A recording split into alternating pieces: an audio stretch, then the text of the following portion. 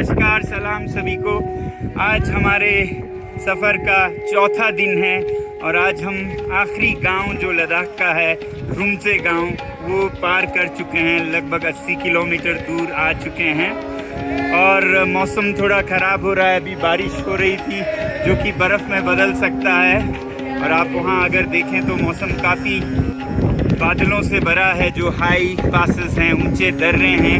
तो कल सुबह हम 5 बजे लगभग, जो दुनिया के सबसे ऊंचे दर्रों में से एक है ताकलांगला, 17,500 फुट की ऊंचाई पर, उस पर चढ़ेंगे।